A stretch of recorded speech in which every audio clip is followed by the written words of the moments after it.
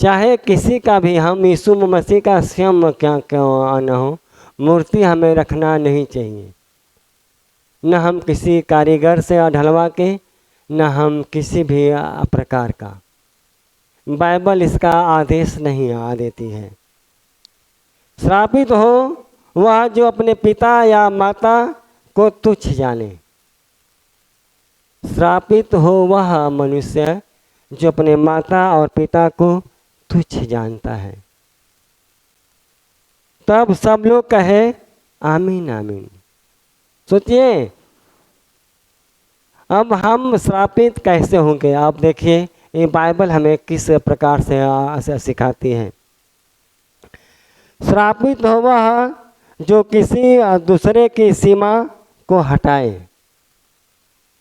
श्रापित हो वह जो किसी दूसरे की सीमा को हटाए, किसी का घर उजाड़े। तब सब लोग कहे आमीन आमीन।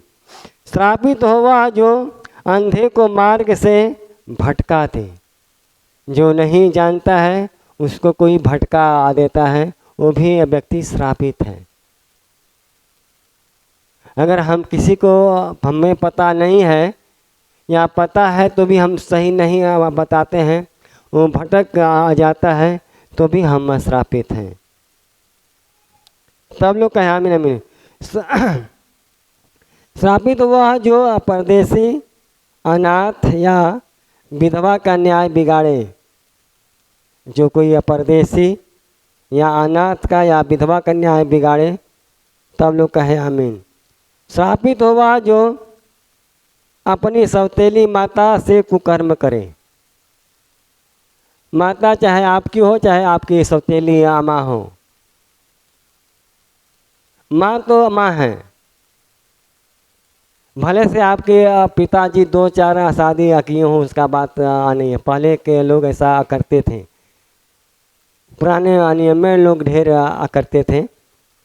आज भी लोग कर रहे हैं, उससे क्या मतलब। लेकिन जो नियम है वो आपकी माँ है, चाहे नई हो चाहे पुरानी हो, आपकी माँ तो माँ है।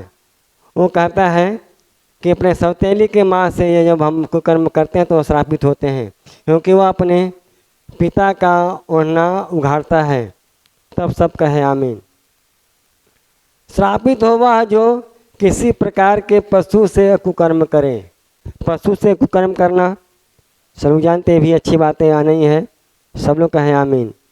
श्रापित वह जो अपनी बहन, चाहे सगी हो चाहे सौतेली से कुकर्म करे। सोचिए, अपनी बहन चाहे सौतेली हो चाहे सगी हो, चाहे गांव की हो, ये भी लोग श्रापित होते हैं। आज जितने लोग प्रेम विवाह करते हैं, ये भी अच्छी बातें नहीं हैं।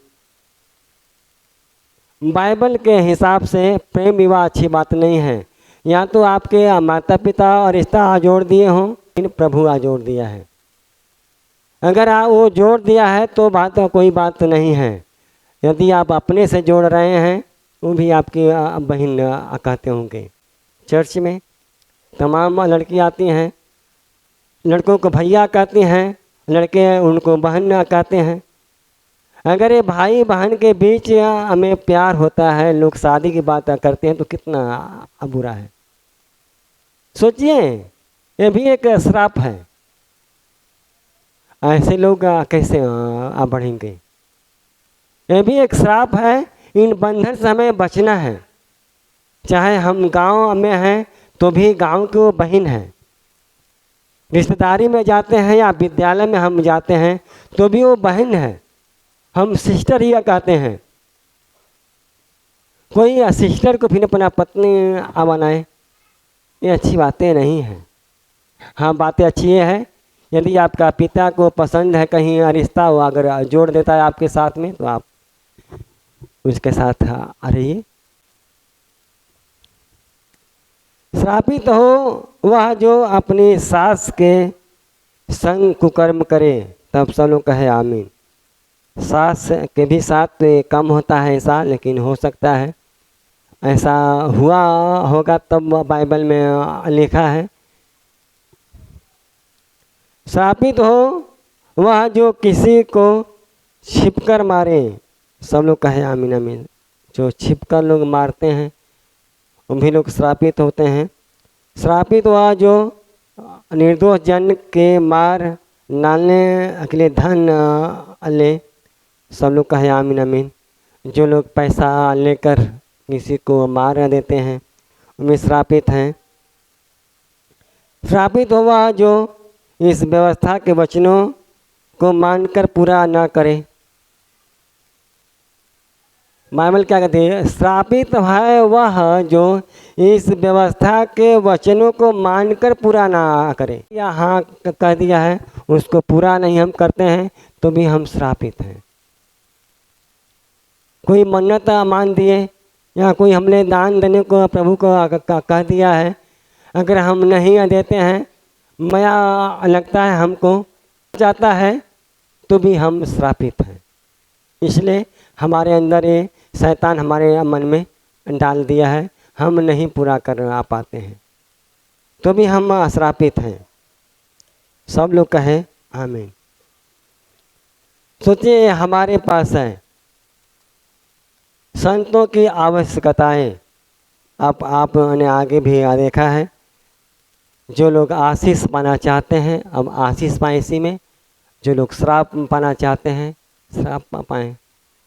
दोनों हमारे हाथ में है, आशीष और श्राप दोनों पड़ा है। अब हम कैसी आशीष चाहते हैं हमारे ऊपर है।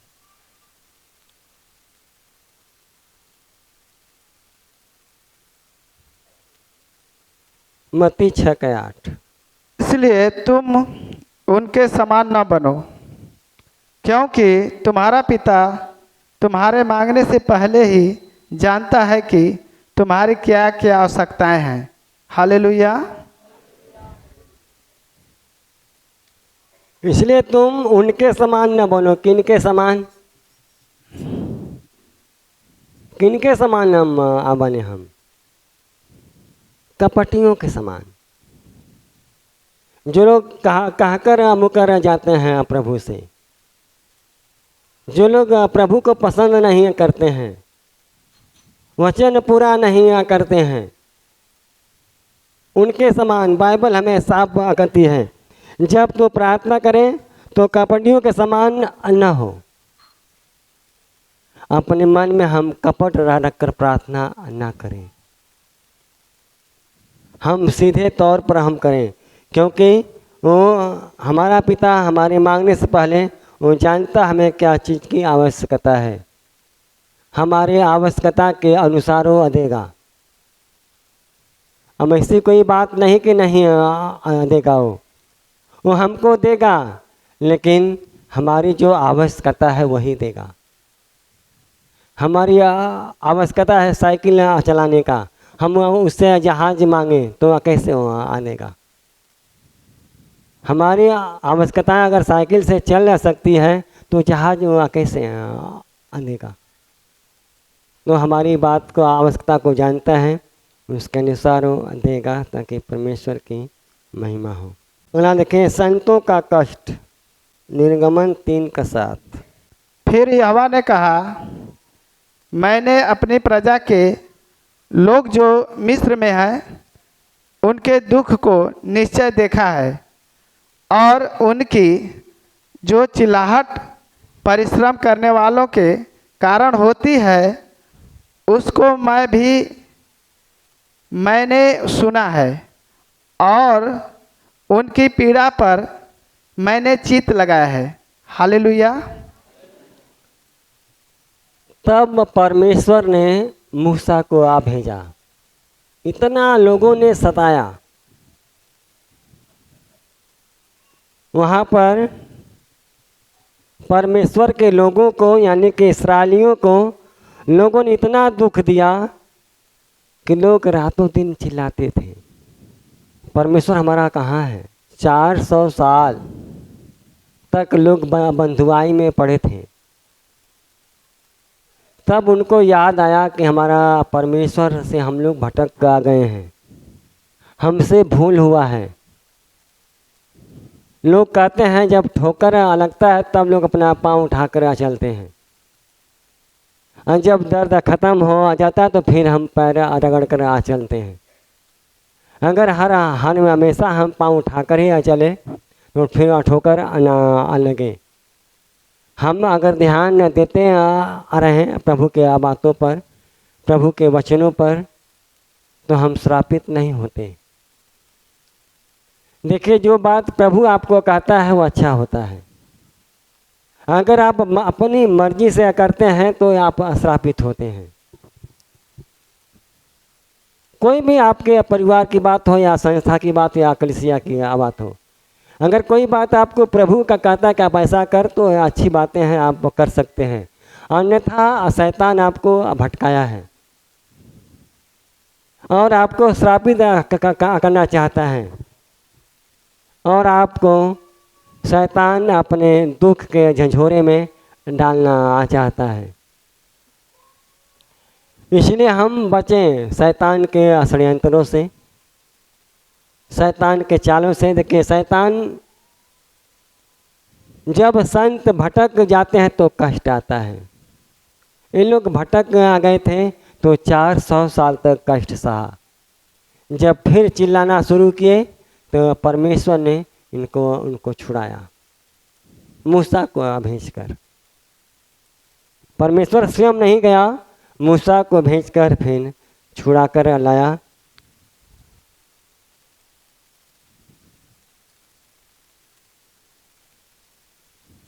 इसलिए अब मैं उतर आया हूँ कि उन्हें मिस्रियों के वश से छुड़ाऊँ और उस देश से निकाल कर एक अच्छे और बड़े देश में, जिसमें दूध और मधु की धाराएं बहती, अर्थात कनानी, हित्ती, अमोरी, परजीवी, हेब्बी और यबूसी लोगों के स्थान में पहुँचाऊँ।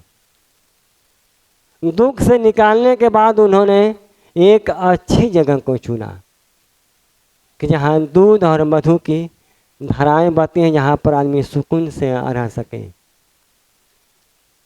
परमेश्वर का सोच इतना अच्छा है, इतना बढ़िया है, इतने बढ़िया तरीके से हम सबको चलाता है और सिखाता है ताकि परमेश्वर की महिमा हो। यह है, देखिए, कष्ट है तो संतों का कष्ट वो देख रहा है। आपके पास अगर कष्ट है तो प्रभु देख आ रहा है, आपको छुड़ाएगा और आशीर्वाद देगा, छुड़ाकर आपको दूध और मधु के धाराएं में लेकर आ जाएगा। भजन संहिता 142 का 3। जब मेरी आत्मा मेरे भीतर से व्याकुल हो रही थी, तब तू मेरी दशा को जानता था। जिस रास्ते से मैं जाने वाला था, उसी में उन्होंने मेरे लिए खंडा लगाया। हालेलुया।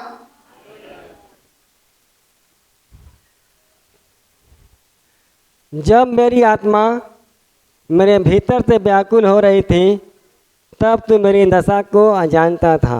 जिस रास्ते से मैं जन्मा था, उसी में उन्होंने मेरे लिए फंदा लगाया। अब देखिए प्रभु क्या कहता है।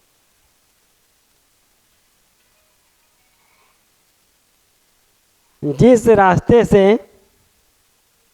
जब मेरी आत्मा मेरे भीतर से व्याकुल हो रही थी, तब तो मेरी दशा को जानता था।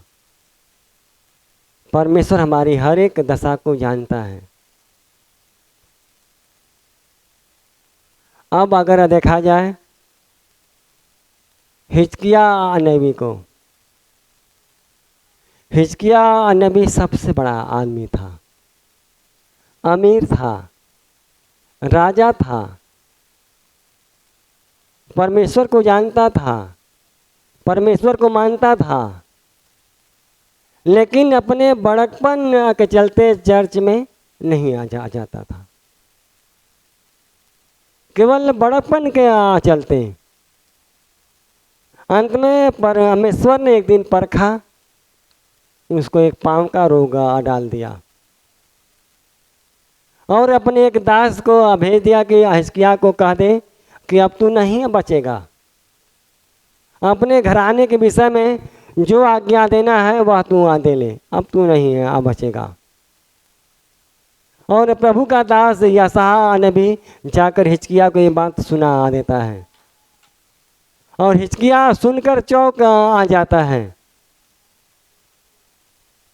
तुरंत बोलता है परमेश्वर यहोवा, यह जान रख कि मैंने आज तक तुझे जानकर तेरे सन्मुख चलते आया हूँ और जो तुझे अच्छा लगा मैंने वही किया हूँ।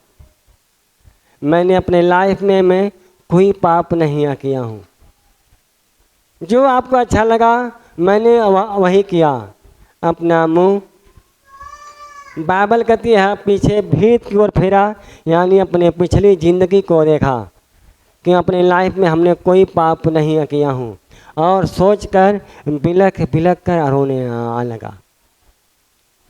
रोया कि मैं इतना अच्छा करता हूँ तो हमारी ये हालत है। जो लोग नहीं करते हैं,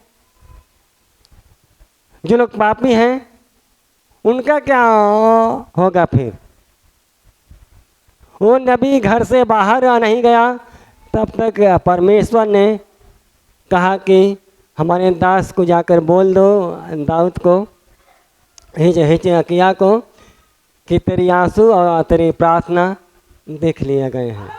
हालेलुया, हालेलुया, हालेलुया। अब तू नहीं मरेगा, तेरा उम्र 15 साल बढ़ा दिया हूँ और तू बच जाएगा। लेकिन एक काम करना, क्या परसों तू परमेश्वर के भवन में जा सकेगा। तू जाया करो परमेश्वर के भवन में। अमीरी गरीबी अपने जगह है। आप ज़्यादा पढ़े लिखे हैं या ज़्यादा ज्ञानी हैं या ज़्यादा पैसा है, वो अपनी जगह की बात है। जो परमेश्वर का नियम है, एक परमेश्वर का मंदिर है, जो एक परमेश्वर का चरवाहा है, एक जहाँ पर लोग उन्होंने जाने को बनाया है, वहाँ पर हमें जाना ही चाहिए। हम कि देखिए हमारे देश के मुख्यमंत्री, प्रधानमंत्री, राष्ट्रपति, राज्यपाल लोग जाते हैं क्या नहीं कहीं मंदिर में। जब लोग जाते हैं तो लोग जाते हैं मंदिर में, पहले दर्शन ना करते हैं। भले से लोग मंत्री हैं लेकिन पुजारी बाबा को लोग प्रणाम करते हैं, पैर छूते हैं। वो लोग मंत्री नहीं हैं लेकिन फिर भी एक श्रद्धा से कि परमेश्वर का ये भगवान का दास है, लोग जाकर पैर छूते हैं। लोग दान देते हैं श्रद्धा से, लोग चढ़ावा चढ़ाते हैं श्रद्धा से। इसलिए प्रभु का हम धन्यवाद देते हैं जो परमेश्वर ने हम सबको नियम बना दिया है।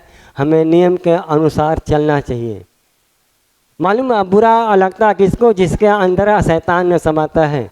जिस प्रकार से यहूदा इस इस्करियोती को, उसके मन में जब उसके विपक्ष के लोग डाल चुके थे, तब उन्होंने इस मसीह का बात एक भी अच्छा नहीं लगता था।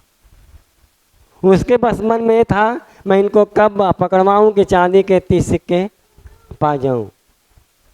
जब कोई भी मन में एक घाव कर देता कि हमको ये काम करना है, तब कोई कितना भी अच्छा बात कहे, कोई कितना भी अच्छा समझाए, फिर कोई व्यक्ति समझ नहीं पाएगा क्योंकि उसको नाश होना है। फिर उनको देखिए, सब बहुत समझाया, मूसा बहुत समझाया, बहुत चमत्कार दिखाया, वो छोड़ने को कहकर फिर कठोर करता था परमेश्वर, क्योंकि उसको जड़ से नाश करना था। और जड़ से नाश किया क्योंकि 400 साल तक सताया था उन्होंने। 400 साल तक सताया था उन्होंने इस्राएलियों को। तो ये कोई फायदा नहीं है किसी को सताने से, किसी को तकलीफ हुआ देने से। छुड़ाने वाला परमेश्वर है, वो सबको जानता, हमें भी और आपको भी जानता है। हम लोग कैसा चाल चलते हैं, हम कैसे हैं, सबका न्याय वही करेगा। हम और आप शैतान के बहकाव में न आए, न हम शैतान के राज को बिखेरें, न हम बिगाड़ें। हम और बढ़ते जाएं, प्रभु की आशीष पाते जाएं, ताकि परमेश्वर की महिमा हो और परमेश्वर में। अगला वचन अगले इतवार को